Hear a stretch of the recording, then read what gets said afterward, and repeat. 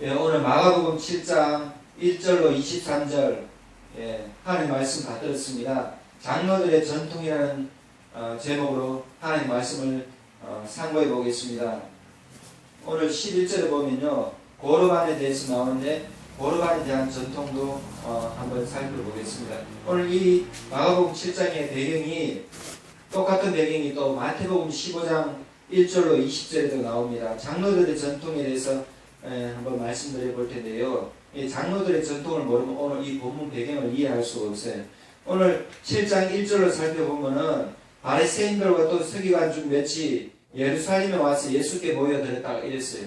예수님은 베들레헴에 태어나셨다가 헤롯 대왕으로 말미암아 피신 가서 이집트에 잠깐 피신을 갔습니다. 애굽에. 그래가지고 예수님이 다시 돌아올 때 베들레헴에 돌아올라 했는데 아들 아킬라오 왕이 또 분봉왕으로서 헤롯 대왕의 왕위를 이어가니 핍박 가운데 있으니 천사가 계시해 줬어요. 마리아와 요셉에게 다른 데로 가라. 그래서 이제 갈릴리 나사렛에 예수님이 나사렛에 가시게 되었습니다. 그래서 예수님이 베들레헴에서 태어난 베들레헴 예수인데 나사렛 예수라고 이렇게 사람들이 오해하게 되는 거예요. 그러니까 구세주는 메시아는 그리스도는 같은 말입니다. 메시아, 그리스도, 구세주 같은 말인데 메시아는 그리스도는 구세주는 베들레헴에서 나야 되는데 예수님은 나사렛 출신이다 하니까 유대의 구약 성경을 갖고 베들레헴에서 태어나는 구세주인데 나사렛에서 예수님이 출신이니까 거기서부터 문턱에 걸려가지고 예수님에 대해서 공부하려고 하지도 않고 배우려고 하지도 않고 예수님의 사상이나 철학이나 메시지나 설교나 다 잘못됐다고 그렇게 판단해버린 거예요. 오늘 또 7장 1절에 보면요, 이제 예수님이 인기가 있고 지명도 올라가고 예수님이 많은 사람들에게 증거가 드러납니다. 기적도 일어나고 많은 사람들이 예수님을 추종하니까 산헤드림이 두려움을 느끼는 거예요. 산헤드림은 유대의 입법, 사법, 행정에 총괄하는 국회의원 70명이 있는데 바리새인, 서기관, 대제사장, 장로들 이런 사람들이 주축이 되어 있어요. 거기서 파견이 됐습니다. 7장 1절에 보면 바리새인들 또 서기관 중 몇이라고 한 것은 파견받아 온 사람들이에요. 그래서 이 사람들이 예수님을 파견받아 와서 예수님이 어떤 분이고 메시지 내용이 어떻게 이렇게 해야 되는데 오면서부터 편견을 갖고 있는 거예요. 뭐라고 하냐면요, 예수님께 시비 못 걸고 2절에 보면 제자들 중 몇 사람에게 손을 씻지 않았거든요. 그러니까 예수님 제자들 중 손 씻지 않는 거 보고 저 사람들이 왜 저러노 이러면서 예수님께 질문하는 거예요. 아니 나사렛 예수요, 당신의 제자들이라는 사람들은 왜 전통을 지키지 않냐, 장로들의 전통을 지키지 않냐, 장로들의 유전을, 그러면서 시비를 겁니다. 그래서 예수님이 이걸로 계기로 쭉 이렇게 하나님 말씀을 이제 바르게 해석하시는 것이 나오는데 그 3절 4절 이렇게 괄호 안에 있는 내용을 보면요, 장로들의 전통에 대해서 이렇게 해설이 나와요. 장로들의 전통, 장로들의 유적이 뭐냐 하면 쉽게 말하면 관습법으로 내려오는 것이 있었단 말입니다. 그게 뭐냐면 전통으로 내려오는 것이 있었는데 모든 사람들이 따라하는 당연히 저렇게 해야지 왜 이렇게 하지 않냐, 이렇게 해야 되는데 왜 저렇게 하냐, 이렇게 하는 것이 이제 그 관습법이 있었어요. 그것을 장로들의 전통이라는데 시장에서 이제 갔다가 밖에 외출하고 나오면 집에 돌아오면 손을 씻습니다. 이것이 뭐냐면 우리는 지금 물이 잘 나오니까 수도 시설이 잘 돼 있으니 손을 씻지만 유대인들은 밖에 나가면 사막지대라서 먼지가 많고 구석구석해요. 그래 특히 음식 같은 거 먹고 사람들을 받아들일 때는 손부터 먼저 씻는 거예요. 그리고 외부에서 손님들이 오면 손 씻을 물, 발 씻을 물을 줍니다. 왜냐하면 샌들을 주로 신고 다니기 때문에 발을 씻을 물을 준다는 것은 굉장한 대접을 해주는 거예요. 물이 귀하기 때문에. 그래서 높은 손님들한테 모셔놓고 초청을 하면 꼭 물을 대야에 받은 물을 갖고 발을 씻도록 그렇게 해주는 거예요. 발 씻을 형편이 안 되면 손이라도 씻는데 그것이 쉽지 않습니다. 먹고 살기 힘든 일반 소시민들은. 근데 오늘 여기 사람들이 많이 이제 모여서 있을 때 음식을 먹기 때문에 손을 씻어야 되는 거예요. 음식 먹으면서 손을 안 씻는다는 것은 유대인들 중에 특히 바리새인들은 산헤드린 이 사람들은 장로들의 전통을 귀하게 여기기 때문에 이해를 하지 못하는 거예요. 그리고 또 밖에 갔다 오면 물을 뿌려야 되는 거예요. 먼지가 난다고. 우리 일반 집하고 똑같이 이렇게 이해하시면 안 되고, 그래서 유대의 관습을 전통을 알아야 되는데, 그래서 또 잔과 음식을 물을 마실 수 있는 그런 잔, 주발, 먹거릇 이런 것을 씻고 깨끗하게 해서 하나님 앞에 심지어 음식을 먹으라고 목욕까지 해야 된다고 그렇게 해석이 되어 있는 거예요. 2절에 보면, 4절에 보면요.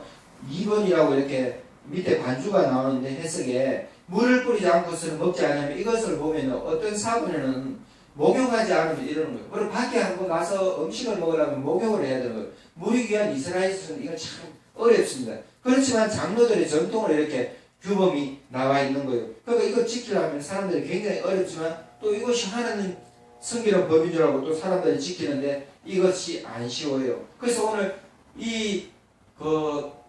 예루살렘에 파견받은 이 바리새인과 또 서기관의 몇 사람들이 하는 말이 예수님 제자들에게 시비 거는 내용들이에요. 왜 장로들의 전통을 지키지 않냐? 그랬을 때 예수님이 말씀하십니다. 마태복음에 예수님이 외식하는 사람들아, 표리부동하는 사람들아 그렇게 나와요. 오늘 여기서는 외식하는 자에 대해서 말했다면서 이사야서를 예수님이 인용해가지고 이사야서 29장 13절입니다. 이사야서 29장 13절에 뭐라고 되어 있냐면은 이 백성이 입술로는 나를 공경하는데 마음은 내게서 멀구나. 사람의 계명으로 교훈을 삼아가지고 가르치니 나를 헛되이 경배하는도다. 이렇게 하면서 하나님께서 한탄하는 내용이에요. 하나님께서 한탄하는 말씀을 이사야 선지자가 하나님 말씀을 대언하는데 이스라엘 백성들이 하나님이 뜻대로 한다고 하면서 입술로는 하나님을 막 찬양하는 거예요. 하나님 아버지 우리를 도와주세요. 이스라엘의 통치자이시여 전능하신 하나님이시여 이렇게 하면서 입술로는 하나님을 찾는데 마음은 거짓이란 말입니다. 마음은 하나님 섬기기 싫어한단 말입니다.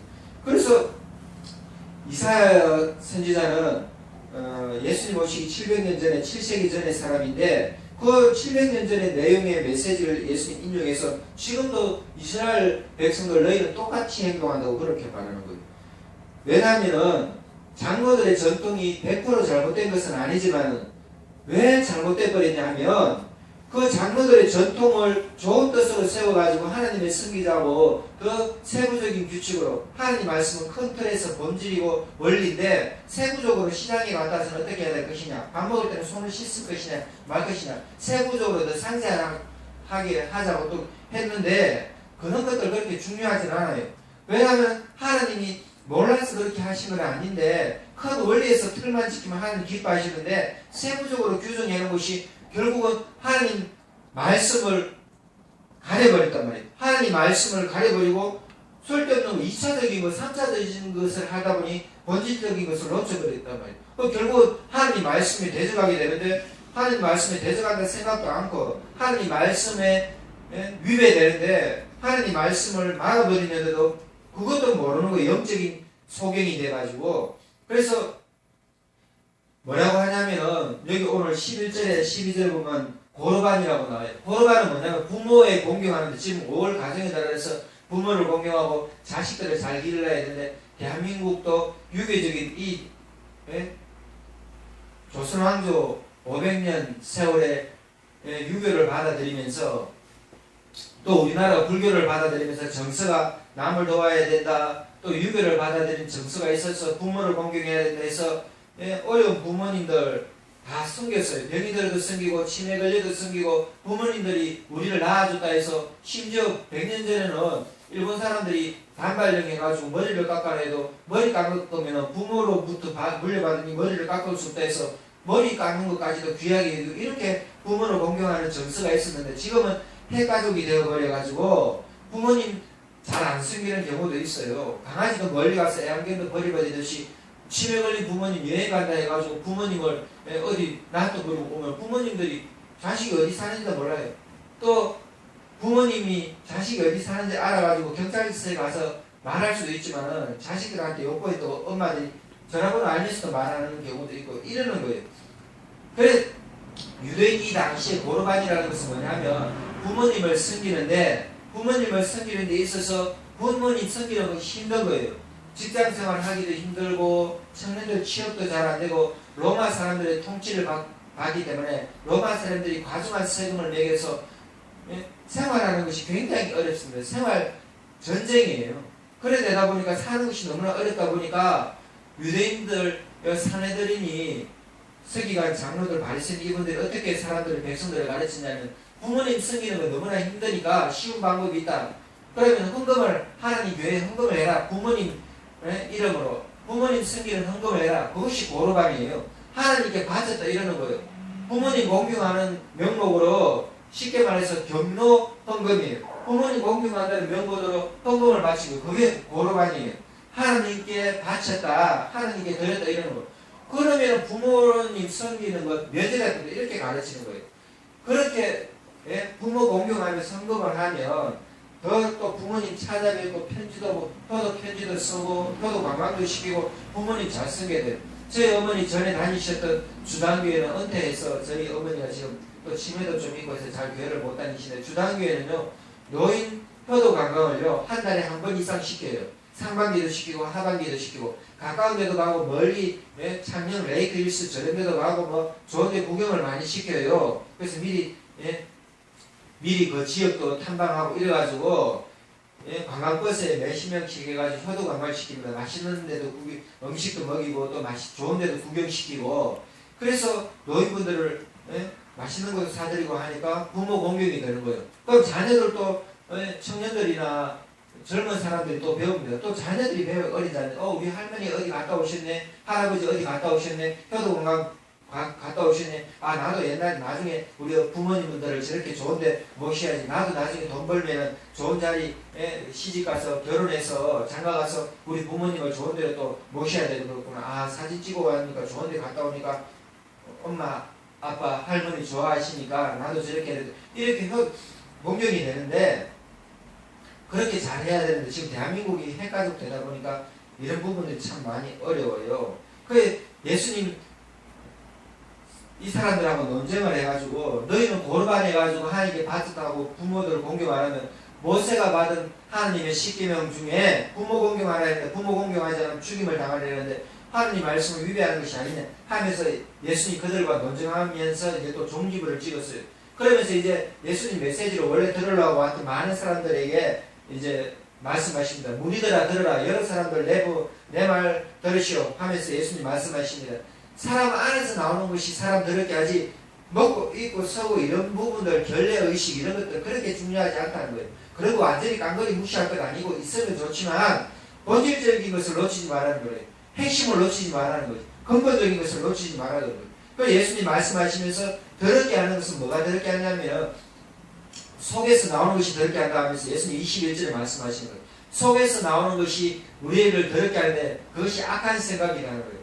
무엇이 악한 생각이냐? 예수님 쭉 풀이해서 말씀하시면 음란한 것이 악한 생각이다. 이거 십계명에 나오는 거 아닙니까? 음란, 도둑질, 살인, 이거 다 십계명에 나오는 겁니다. 그 다음에 탐욕, 악독, 그 다음에 방탕하고 질투하고 비방하고 교만하고 우매하고, 이거 지금 대한민국의 문제 아닙니까? 세월호 참사에 사람들이 얼마나 탐욕을 품고, 세월호 참사에 사람들이 돈을 아끼려고 교만하고 우매하고 질투하고 탐욕, 돈에 대한 욕심이 있으니 돈이 하나님 돼버리니 방법들을 무시해버리고 면류를 무시하고, 허락 안 해야 될 것을 한국 선법에서는 허락해버리고, 지켜야 될 것을 안 지키고, 감시해야 될 것을 감시해야 되는데, 이 모든 악한 것이 사람을 더럽게 해버려요. 사람을 더럽게 하는 것까지 아니라 살인까지. 여기 예수님 말씀하신 그대로입니다. 살인 안 합니까? 꼭 사람을 칼로 죽였으면 살인이 아니라 자기 맡은 임무를 똑바로 하지 않으면 선장이 제복도 입지 않고 빠져 바람으로 자기는 도망가고, 그 시간에 사람들이 두려워 떠는데, 그러니까 지금 앞으로요 대한민국이 잘 지켜야 돼요. 짜장면 시킬 때요 미리 시간을 한 1시간 전에 미리 다 주문을 할 것을 서로 뭐뭘 해야 돼요. 그러면은 30분 안에 결정할 수 있잖아요. 5분 10분 안에. 그럼 미리 30분 정도예요. 요즘에는 30분 안에 1시간 안에 짜장면 옵니다. 요번에 조선일보에 뭐라고 해놨냐면 퀵서비스를 조사했는데요. 살아있는 생물을 통영이나 제주 같은 데서 수산물을 받아가지고 서울의 노량진 수산시장에서 배달시키는데요. 너무나 빨리 시키는 거예요. 살아있는 거 보여주고 딱 배달시켜가지고 잘못됐으면 20만원 30만원 물려내고 그러더라고요. 그리고 교통사고 나서 중형 퀵서비스 배달하시는 분들이 많은 거예요. 조선일보 기자들이 따라갈 수가 없는 거예요. 그러니까 미리 좀 주문하자 이거예요. 빠른 것이 다 좋은 것만 아니에요. 빨라가지고 대한민국 경제발전 엄청 됐습니다. 그런데 지금은 빠른 것만 아니라 조금은 늦더라도 더 확실하게 여기 마우나 경주 마우나 오션 리조트에도 그랬잖아요. 볼트를 정확하게 써야 되는 거 쓰지 않고 석유화학 공간에 여기 울산의 석유화학 공간에도 볼트는 또 확실한 거 써야 되는데 예? 질 낮은 제품 써버리니 사람들이 인명사고가 엄청나게 물탱크가 터져가지고 그 공사하는 사람들 얼마나 많이 다쳤습니까? 매뉴얼대로 해야 돼요. 안전교육을 잘 해야 됩니다. 우리 이번에 세월호 참사를 통해서 세월호도 이름 얼마나 대단하게 지어졌어요. 그냥 흘러가는 세월, 이 세월호의 뜻이 아닙니다. 초월한다는 뜻으로 세월호예요. 세상을 초월한다 이렇게 지어. 세상을 초월하면 올바른 종교고 올바른 이름이면 올바른 판단이고 올바른 가치관이면 하나님을 높이고 사람들을 유익하게 해야 돼요. 하나님을 높인다고 명분으로 거짓으로 행하고 횡령하고 배임하고 사람들을 다 죽음으로 내몰고 정말 세월호 참사를 통해서 대한민국이 하나님 앞에 겸허히 반성해야 됩니다. 대통령을 위시해야 되는 모든 국민들이 한마음 한뜻대로 하나님을 기쁘시게 하고 사람들을 서로 위하고 격려하고 공익적인 것을 추구하는 그런 일들이 돼야 돼요. 오늘 여기 예수님 말씀하십니다. 장로들의 전통보다 하나님 말씀이 중요하다. 하나님 말씀 외에는 다른 어떤 것도 대체할 수 없는 거예요. 우리 이것 잘 깨달아야 됩니다. 하나님 말씀만 가장 확실합니다. 하나님 말씀을 자랑해야지 하나님 말씀 위에 어떤 것도 두면 안 돼요. 신학 학벌을 어떤 하나님 말씀 외에 어떤 교리를 더 낮게 여기고 하나님 말씀 외에 신학교 자랑하고 하나님 말씀보다도 교회 큰 거 자랑하고 그런 것도 필요하겠지만 가장 귀한 것은 하나님 말씀이에요. 교회가 크든 적든 뭔 상관입니까? 예배 잘 되면 하나님 임하셔가지고 받아주신다고 내 이름을 높이는 것을 하나님 받아주신다고 구약성경에 구구절절 말씀해 놓으셨는데 하나님의 예수님 이름으로 하나님을 높이면 하나님은 받아주십니다. 우리는 하나님 말씀 외에 어떤 것도 귀하게 여기지 말고 하나님 말씀만 가장 귀하게 여기게 됩니다.